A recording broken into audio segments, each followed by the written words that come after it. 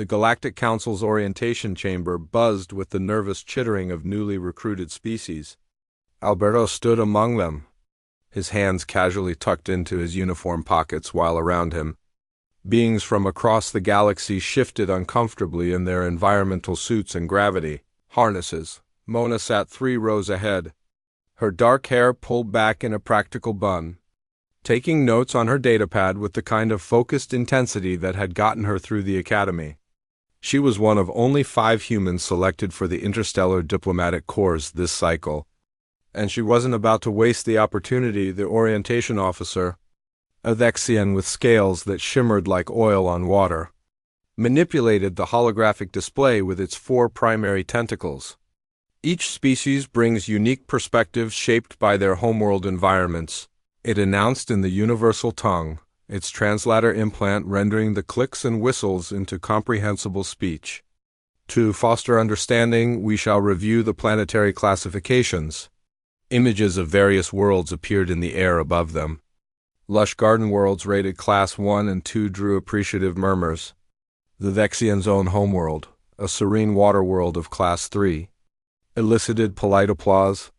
And now, the officer continued, its eye stalks swiveling toward Alberto, we come to the human representatives. Tell us, Alberto of Earth, what classification does your homeworld hold? Alberto straightened, a slight smile playing at the corners of his mouth. Death World Class 12, sir. The chamber fell silent. Several species translators seemed to malfunction, repeating the phrase multiple times as if unable to process it correctly. A Vrilian delegate's respiratory apparatus wheezed in what might have been shock. Impossible, hissed a Corthan from the back, its chitinous plates clicking together. Nothing above Class 10 supports sapient life. It's a biological impossibility. Alberto's smile widened. And yet, here I am.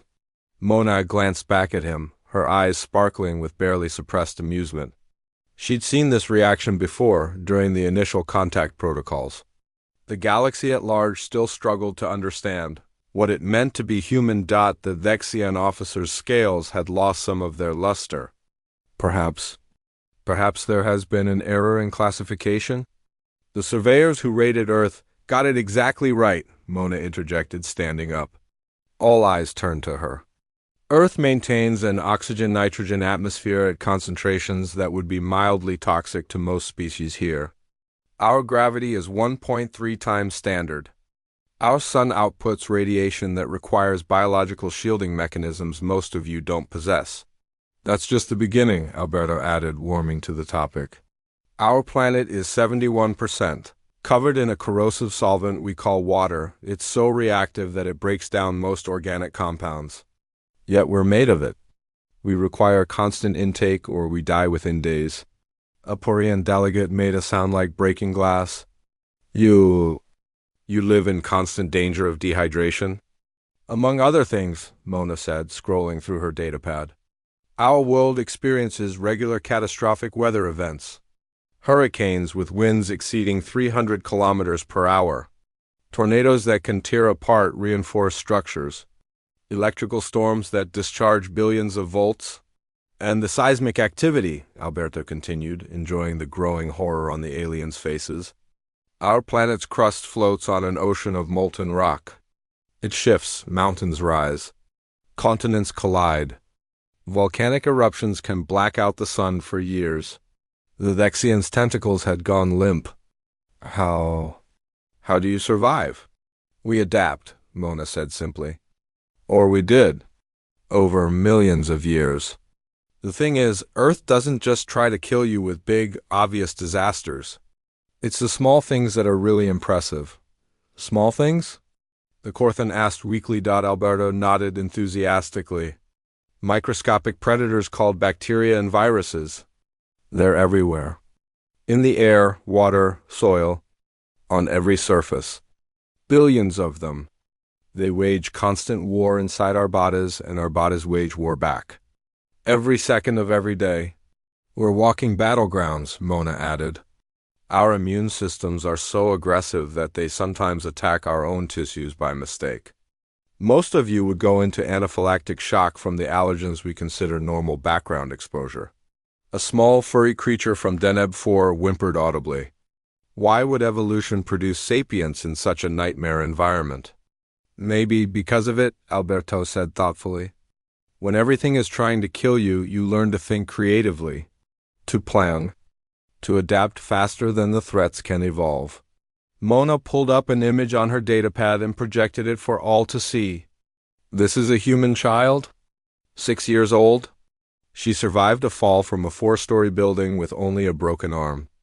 Our bones can heal themselves. Our skin regenerates. We have redundant organs. We can survive with portions of our brain destroyed and relearn lost functions. We can go weeks without food, Alberto continued. We have a stress response that temporarily increases our strength and pain tolerance beyond normal parameters. We can function in temperature ranges from near freezing to desert heat. Our ancestors hunted megafauna by simply following them until the animals collapsed from exhaustion. Persistence predation, Mona explained to the confused aliens. We're not the fastest or strongest, but we don't stop. We never stop. The Vexian officer seemed to have regained some composure. This is ... concerning. The Council was not fully aware of the implications when Earth was granted membership. A species evolved for such ... totality ... That's where you're wrong, Mona said firmly. Yes, Earth made us tough, but it also made us compassionate. When everyone struggles to survive, cooperation becomes essential. We learn to care for our sick, our elderly, our wounded. We developed art and music and philosophy even while dodging predators and disasters. Alberto stepped forward, his casual demeanor replaced by something more serious. You want to know why humans deserve a place in the Galactic Council? Not because we're tough though we are. Not because we're persistent though we are. It's because we learn to be kind despite every reason not to be. Earth taught us that life is precious because it's so fragile. Every species here has that same right to exist, to thrive. The chamber was quiet for a long moment. Then, slowly, the Parian delegate began to emit a soft chiming sound, their species' form of applause. Others joined in with their own expressions of approval. The Vexian officer's scales shimmered back to their full iridescence. Perhaps, it said slowly, the galaxy has much to learn from Death World Class 12 after all. Mona caught Alberto's eye and smiled. He grinned back. They both knew the galaxy was about to discover what humanity had known all along. The hardest places breed the strongest spirits. And sometimes the most dangerous-looking package contains the most precious gift. Earth had prepared them for anything the universe could throw at them. Now it was time to show the galaxy what that really meant.